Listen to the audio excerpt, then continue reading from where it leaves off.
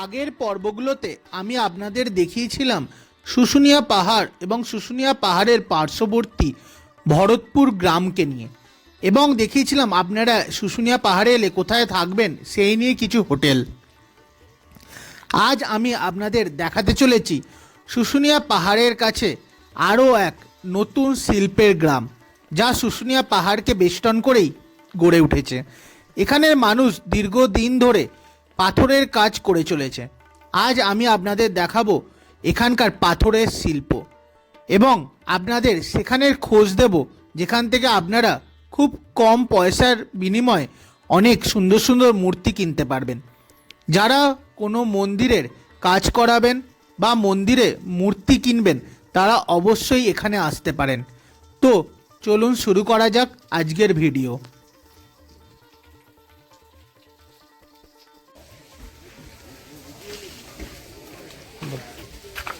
আমার নাম কানু কর্মকার, শুশুনিয়া আদি বাসিন্দা। আমাদের পূর্বপুরুষ 25 পুরুষের মোটামুটি আমি নামটা বলতে পারবো।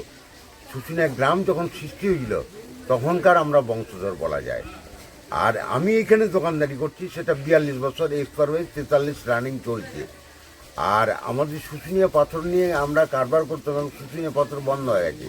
এখন বিভিন্ন রকম পাথর নিয়ে কারবার করি। যাদের বিশেষ করে আর্থিক সংকট চলেছে তাদের অসুবিধা বিশাল। আমরা এই যে পাথর, এটা হচ্ছে উড়িষ্যা ক্যাঞ্জোর থেকে পাথরটা আনা হয়েছে। এটা ক্যাঞ্জোর নয়, এটা হচ্ছে পাথরকুট্টি থেকে একটা পাথর আনা হয়েছে। এই পাথর নিয়ে এখন কারবার করছি। কারবারটা চলছে ঠিকই কথা, কিন্তু অনেকেরই কারবার বন্ধ হয়ে গেছে শুশুনিয়া পাথর কাটতে যায়নি বলে। তারা বিকল্প বাইরে যেতে বাধ্য হয়েছে। আর আমি কলম করে চালিয়ে নিচ্ছি এখন। আর এই বয়সে কি দৌড়টা তার বাইরে করতে পারবো না, তাই এখানে বসে যা হলো আর কি, এই নিয়ে চালিয়ে নিতে হবে। এখানে কি সবগুলোই কি পুরো পাথরের না ডাস্টেরও আছে? না, পাথরের বলতে এগুলো পাথরের। এই একখানা আছে, এটা ডাস্ট দিয়ে মূর্তিটা বানানো হয়েছে, টাইস আছে। এগুলো হচ্ছে অল্প দামে কেনাকাটি করে পাথর বলে, আমাদেরও কিন্তু ঠিক নয়। 5 টাকার জিনিস পাথর কেটে বানানো সম্ভব নয়। একটা প্রদীপ বিক্রি হয় 5 টাকায়, সে কিনলো, পরক্ষণে জানলো যেটা পাথরের নয়, পাথরের ডাস্ট কি সিমেন্ট বলে অনেকেই। না, সিমেন্ট দিয়ে হয় না, কেমিক্যাল আছে, পাথর গুঁড়ো আছে, এই দিয়ে ডাইসে তৈরি হয়। কিন্তু দোকানদারদের কর্তব্য যে না, এটা পাথর কেটে নয়। আর তাদেরও ধারণা নেই সব দোকানে 5 টাকার জিনিস এবং একই সাইজ অ্যাকচুয়ালি দাম নয়। সাধারণ আইডিয়া থাকলে কিন্তু ধরে পড়ি আমরা এতে যে না, এটা পাথর কেটে হতে পারে না। এই যে থালাগুলো, এগুলো কি প্রায় পাথরের না? না, এটা পাথর কেটে নয়, এটা ডাইসের মাল। অল্প দামে বিক্রি করি, 40 টাকা বিক্রি করলেও আমার পচে যাবে। এই সাইডে যা আছে এগুলো আমরা বাইরের পাথর দিয়ে কাজ করি। মার্বেল পাথর আছে, গ্রানাইট আছে, ক্যান্ডুমনি মার্বেল আছে, বিভিন্ন রকম পাথর এই সাইডটা। এগুলো কেমন দাম আছে? এগুলো আর প্রাইস হিসাবে ভালোই দাম আছে। সব দিয়ে ছোটো মাল আমরা 60 টাকায় বিক্রি করতে পারবো, তার নিচে নয়। আর যেগুলো ডাস্টেড সেটা 5 টাকা বিক্রি করতে পারবো। এই শিব ঠাকুরের মূর্তিটা কেমন দাম আছে? এটা হচ্ছে 2200 টাকা দাম আছে, এটা পাথরের। আর এই যে এটা ডাস্টেড 120 টাকা বিক্রি করতে পারবো। আর তার থেকে উন্নত মানের পাথর হচ্ছে এইগুলো। এগুলো হচ্ছে কালো পাথর, অনেকে গ্রানাইট বলে বিক্রি করে। না, আমি গ্রানাইট বলে বিক্রি করি না। ওই নিচেরটা হচ্ছে গ্রানাইট 1 নম্বর, ওটা পাথর দিয়ে আঘাত করলেও ভাঙবে না। ওটা হচ্ছে 1 নম্বর গ্রানাইট। আর এটা হচ্ছে কালো পাথর। কালো পাথরগুলো কোথা থেকে আসে? এটা পাথরকুটি, বললাম না যে মূর্তিগুলো বানানো হচ্ছে পাথরকুটি। ওই পাথরকুটি এটা বিহার থেকে মোটামুটি গয়ার থেকে 70 কিলোমিটার দূরে এই পাথরটি পাওয়া যায়। এগুলোর দাম কেমন আছে? এগুলো হচ্ছে 650 টাকা করে দাম আছে। সবথেকে ছোট এটা 60 টাকারও বানানো আছে, এইটু সাইজ হবে। আর এই গ্রানাইটের শিব ঠাকুরটা? ওটা 6500 টাকা দাম আছে এটা? হ্যাঁ। আর আমাকে বলুন যে ওই যে ওগুলো কি পাথরের ডাস্টের না ওগুলো?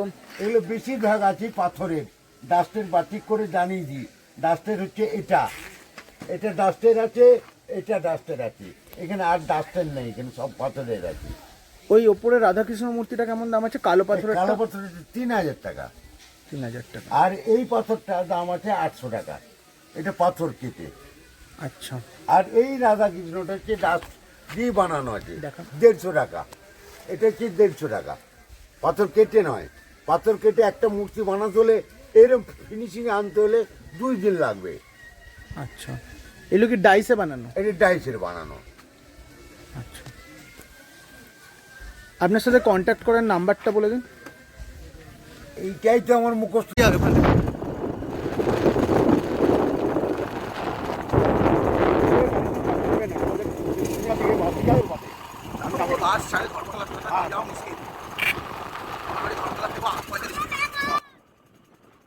এখন আমি যাচ্ছি এই কাকুর সাথে তার বাড়িতে, তার বাড়ি মানে তার কারখানাতে।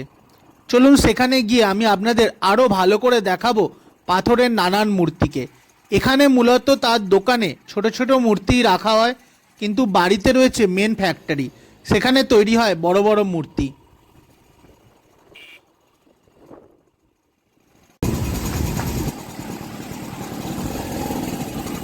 বাবু বলো,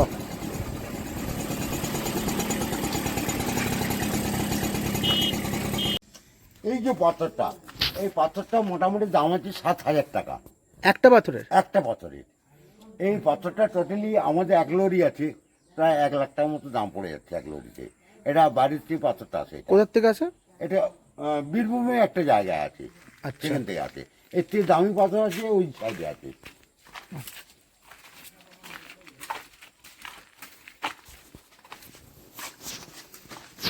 এই যে কালী মূর্তি, মনসা মূর্তি, বজরংবলী মূর্তি, চাকরিগুলো। কালী মূর্তি কেমন দাম আছে এরকম? এইটা এটা ফুট হিসাবে 12,000 টাকা ফুট, আর 5 ফুট হয়ে গেলে কিন্তু 15,000 টাকা ফুট। এটার তাও ন্যূনতম দাম কেমন হবে এই মূর্তিটার? উন্নত মানে এটা হচ্ছে 12,000 টাকা ফুট, যা ফুট আছে এটা 3.5 পড়েছে, মানে 36 40,000 টাকা মতো এটা। এটার দাম 40,000 টাকা। হ্যাঁ, ওই পাথর থেকেই তৈরি? ওই পাথর থেকেই তৈরি এটা। আর এই মনসা? ওই পাথর থেকেই তৈরি। এটা 5 ফুট আছে, 75,000 টাকা দাম। 75,000? লাইটে জল চলে।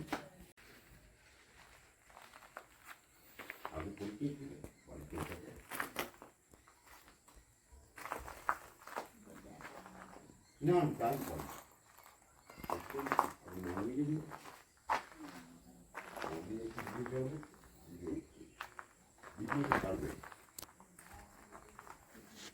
করে ওই সব কারণে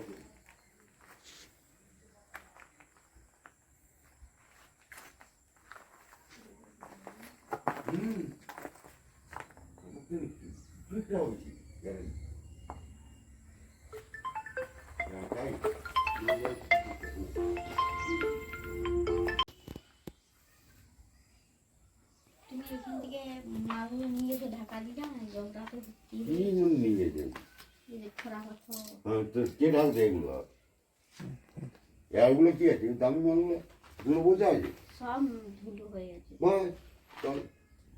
বাবু আবার এগুলো সামনে রেখে দিই। ঠিক আছে, সবসময় যদি বাবাও কাজ করবো কখন?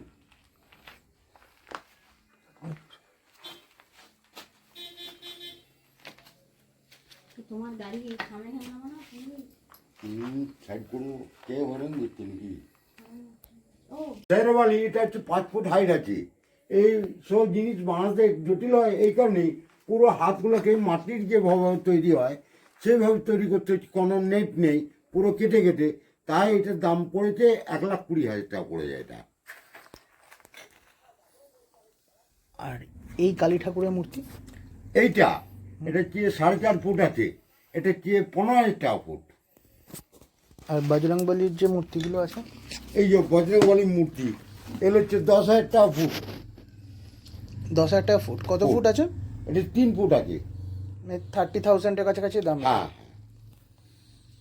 মানে ফুট হিসাবে বিক্রি হয়? হ্যাঁ হ্যাঁ।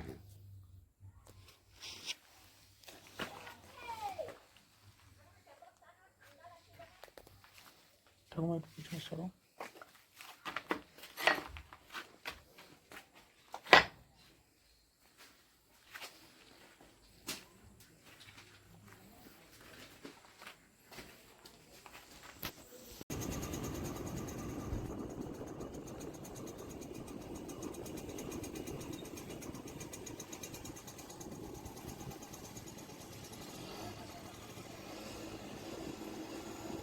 আপনারা যারা যারা মূর্তি কিনতে চান তারা অবশ্যই এই কাকুর সাথে যোগাযোগ করতে পারেন।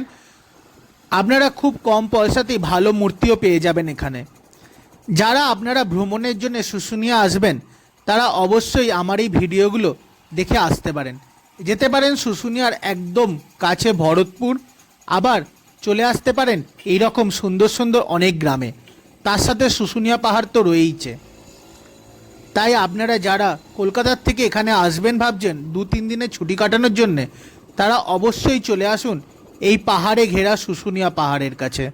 শুশুনিয়া গ্রামটা খুবই সুন্দর, কিন্তু সরকারের তেমন হয়তো চোখ পড়েনি এখানে। এখানে জায়গাটিকে অনেক সুন্দরভাবে তৈরি করা যেত, কিন্তু তেমন উন্নয়নও নেই। আর সরকার আসবেই বা কেন এখানে? তার কারণ এখান থেকে ভোটও তো বেশি পাওয়া যায় না, বিকজ এখানে লোকবসতিও খুবই কম। তো কেমন লাগলো আমার এই পর্বগুলো অবশ্যই কমেন্টে জানাবেন, আর ভালো লাগলে অবশ্যই চ্যানেলটিকে সাবস্ক্রাইব করবেন। দেখা হচ্ছে খুব তাড়াতাড়ি কোনো অন্য একটি গল্প নিয়ে, কোনো অন্য কোথাও জায়গায়।